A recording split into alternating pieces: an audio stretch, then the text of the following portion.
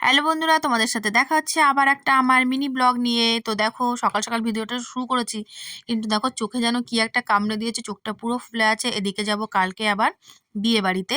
তো দেখো, সব রান্নার জোগাড় টোগাড় করে নিয়েছি, কিন্তু আজকে রান্না তো করবো ফুলকপির তরকারি, আলু দিয়ে মাছ দিয়ে। আর এদিকে আছে পালং শাক, মাছগুলো নুন হলুদ মাখিয়ে নিয়েছি বার করে, কড়াইও বসিয়ে দিয়েছি। সব থেকে একটা মানে কষ্টের খবর হলো কি, এখানে মাছ ভাজা বসিয়ে দেখছি মাছ ভাজাই হচ্ছে না আমার।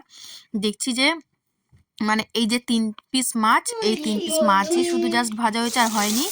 গ্যাস শেষ, কিন্তু গ্যাস সিলিন্ডার লাগানো যাচ্ছে না। কি প্রবলেম হচ্ছে গ্যাস লাস্টের সার্ভিসের লোক আমাকে ডাকতে হলো রীতিমতো। বলছে হয় সিলিন্ডার চেঞ্জ করতে হবে, নাহলে রেগুলেটর চেঞ্জ করতে হবে। তো রেগুলেটর তো অন্য সব সিলিন্ডারে হচ্ছে, কিন্তু ওটাই হচ্ছে না। অনেক কষ্ট, তারপর যা হোক করে একটা কিছু করা হলো। লাস্টে রান্নাবান্না আবার শুরু করেছি।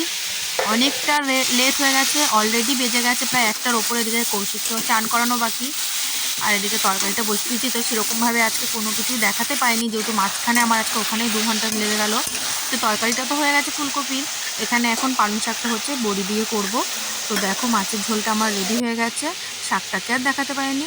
এবার কৌশিক একটু চলে এসে দেখো জল খেতে, আর একটু দুষ্টুমি করতে। না, জল খেতে না, মনে হয় ফোন নিতেছে। এদিকে আমার সব কাজকর্ম করে ওকে স্নান করে খাইয়ে দিয়ে দিয়ে এদিকে চলে এসেছি পুজো দিতে। গাছের ফুলও ছিঁড়ে নিয়ে এসেছিলাম, অনেকগুলো জবা ফুল ফুটেছে। আর তারপরে আমিও খেয়ে দিয়ে নেবো, নিয়ে আবার বিকালে আছে জামা কাপড় গোছানোর, যেহেতু আমরা কালকে যাচ্ছি ঘুরতে, বিয়ে বাড়িতে।